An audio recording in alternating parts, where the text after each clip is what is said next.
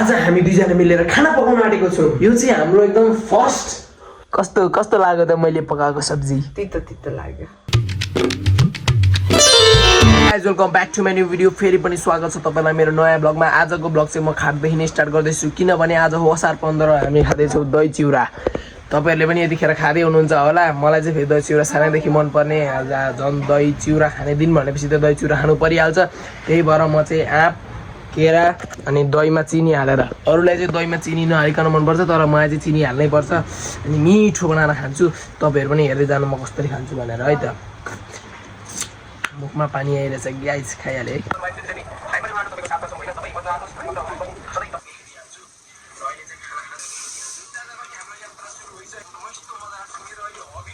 आज चाहिँ म कहीँ घुम्न नजाने भएकोले मैले मेरो जुत्ता धुन आँटेको छु। यस्तो फोहोर भइरहेको थियो। मैले काठमाडौँ आएदेखि एकचोटि मात्रै धोएको थिएँ, त्यही भएर अब म जुत्ता धुन्छु। भाइ पनि आएको छैन, त्यतिखेर चाहिँ लुगा जुत्ता सब धुन्छु अनि त्यहाँ पछाडि डिसाइड हुन्छ कि कहाँ जाने।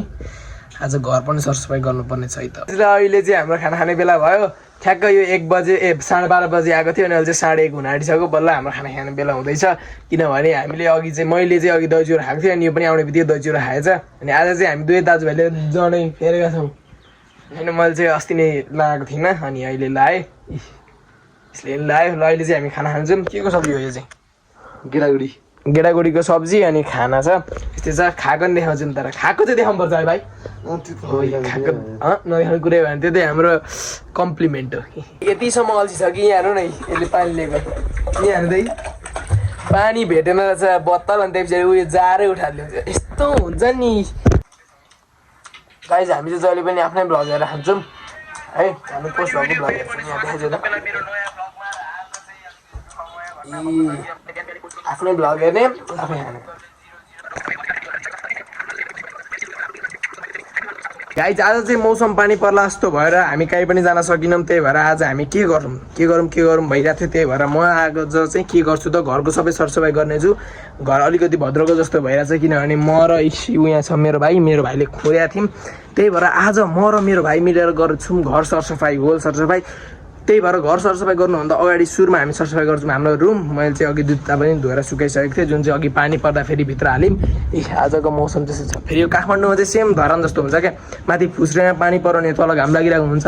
त्यही यहाँ पानी पर्दैछ, मेरो साथीहरू बसेको ठाउँतिर घाम लागिरहेछ अरे, गाह्रो छ गाइज। त्यही भएर अब हामी लाग्छौँ सरसफाइ गर्नतिर। सरसफाइ कसरी गर्छु म घरमा पनि गर्थेँ र यहाँ पनि गर्छु। आफ्नो बानी को छोड्छ, अर्काको बानी को लिन्छ। हेर्छु मम्मी काम गर्न आउँदैन भनिन्थ्यो नि, अब अहिले देखिन्छ कान्छो छोराको काम। अहिले चाहिँ हामी हाम्रो कोठाबाट थाल्दैछौँ। हाम्रो कोठा चाहिँ अहिले यस्तो देखिन्छ। यसले सबै खुँदेर यतापट्टि पनि खुँदेको छ, भुइँ पनि यस्तो छ। अब यसलाई चाहिँ हामीले मजाले यस्तो तरिकाले चेन्ज गर्छु। चेन्ज गर्ने मेरो हात हुन्छ, भाइलेको चाहिँ अलिअलि हात हुन्छ कि होइन। ल लेट्स गो।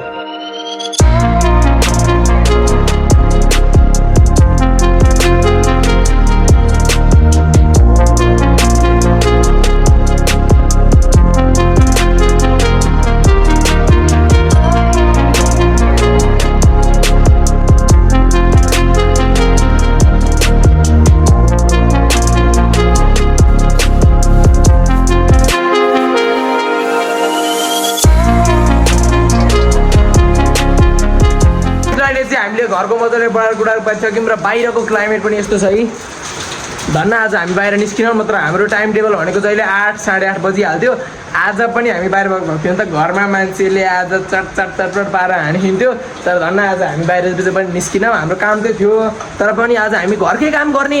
आज हामी पनि घरको काम गर्दा के हुन्छ त, घरमा मम्मी बाबाहरूलाई होइन काम गर्दा छोराछोरी कस्तो हुन्छ त, यसलाई काम गरौँ भन्ने हुन्छ कि कस्तो हुन्छ भनेर आज हामीले घरको काम सबै सकिसकेको छौँ। हरेक कोठाबाट हामीले फोहोर निकाल्यौँ होइन। फोहोर निकालेर हामीले गेटबाट पनि निकालिसक्यौँ। यो पनि यस्तो चम्केको छ, यहाँ यस्तो छ। अब तपाईँहरूलाई म भित्र गएर सट्ट देखाउँछु भित्र हामीले कस्तो बनायौँ त। बढारे मात्र भनेर हुँदैन, रुमहरू कस्तो भयो म तपाईँहरूलाई देखाउँछु है त। हेर्नु गाइज अब कस्तो सफा पारेँ त मैले। अब यहाँ हेलो हेलो हेलो हेलो दर्शक पनि हेर्नुहोस्, यहाँ हेर्नुहोस् यहाँ सुत्रिनु। गुड मर्निङ म्याडम म्याडम हो, त्यही भएर हामीले रेस्पेक्ट गर्नुपर्छ। पढाएर आएर गलेर सुतिरहेको छ है। मैले चाहिँ हेर्नुहोस्, यहाँ हेर्नुहोस् सरसफाइ हेर्नुहोस्। अब हाम्रो रुमतिर जाऊँ है त।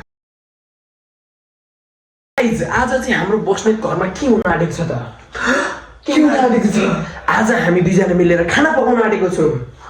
क्यु होइन हो गाइज आज चाहिँ हामी खाना पकाउन आँटेको छौँ किनभने दिदी पनि अलिकति सिक भइन्छ टाउको दुखिरहेको छ अरे हजुर म पनि सकिसिन्न आन्टी पनि अलिकति बिरामी हुन्छ त्यही भएर आज हामी नै खाना पकाउनु पर्ने हुन्छ रातिको खाना हाम्रो हातमा छ भाइ त्यही भएर यो चाहिँ हाम्रो एकदम फर्स्ट टाइम हुने भएकोले यो यसमा हामी अलिकति कच्चै छौँ तर केही छैन guys we will try our best हामी आफ्नो बेस्ट दिनेछौँ र आजको सब्जी हुनेछ के भाइ रायोको साग रायोको साग के रायोको साग खोज्नुपर्छ गाइस तपाईँलाई देखाउँछु है त म कस्तो बनाउँछु र हाम्रो अङ्कलले कतारबाट पनि रिभ्यू दिन्छ कि खाना कस्तो छ र तपाईँहरूले पनि हाम्रो खाना कस्तो छ भनेर हेरेरै भन्नु होला मेरो कामलाई मैले अघि गरेको कामलाई पनि तपाईँहरू रेट गर्नु होला 10 मा कति आयो त मेरो मैले काम गरेको कस्तो लाग्यो तपाईँहरूलाई र खाना पनि रेट गर्नु है त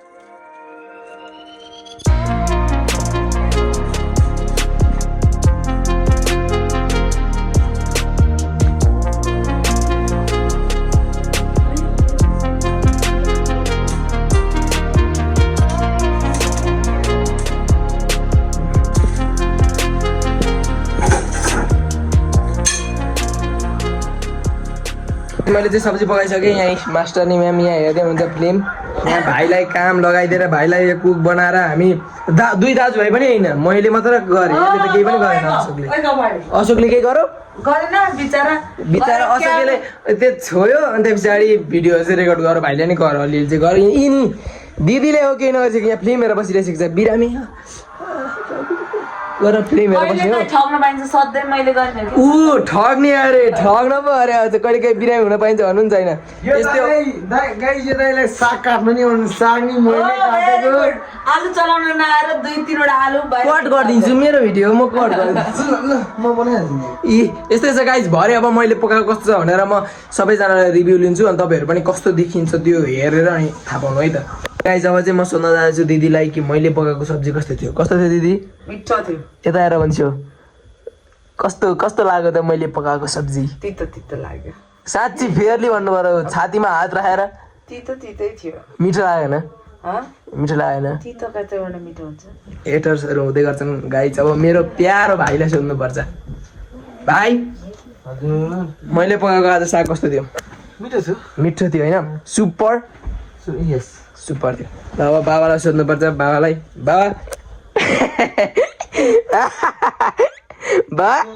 ओ मैले पकाएको साग कस्तो थियो दामी थियो बाबाले थम्सअप गर्छु भने चाहिँ बाबा दामी थियो अब घर आन्टीलाई सोध्नुपर्छ आन्टी भनिसक्यो मैले पकाएको साग कस्तो थियो एकदम मिठो थियो मलाई मिठो लाग्यो अन्त यतिको आन्टी हुनुपर्छ सबैभन्दा मिठो हाम्रो आन्टीले लागेछ गाइजले चाहिँ हाम्रो सुत्ने बेला पनि भयो अघि माथि आन्टीले चाहिँ हामीलाई पूजा गरिसकेको रहेछ त्यही भएर टिका सिका लाउनु भयो र पनि म फ्रेस देखिरहेको छु राति पनि भिडियोमा नयाँ हुनुहुन्छ भने लाइक सेयर सब्सक्राइब र कमेन्ट गर्न नबिर्सिनु होला अझै पनि इन्ट्रेस्टिङ भ्लग लिएर म आउने नै छु मेरो भाइ चाहिँ सुतिसक्यो किनभने भोलि यसको कलेज छ बिहान उठ्नु परिहाल्छ होप तपाईँलाई आजको भ्लग राम्रो लाग्यो होला मेरो काम र मैले पकाएको सब्जी कस्तो थियो होला भनेर चाहिँ कमेन्ट गर्न नबिर्सिनु होला र अझै कस्तो भ्लग चाहिँ तपाईँहरूलाई चाहियो त्यो भन्न पनि नबिर्सिनु होला आजको लागि बाई बाई गुड नाइट शुभरात्रि है त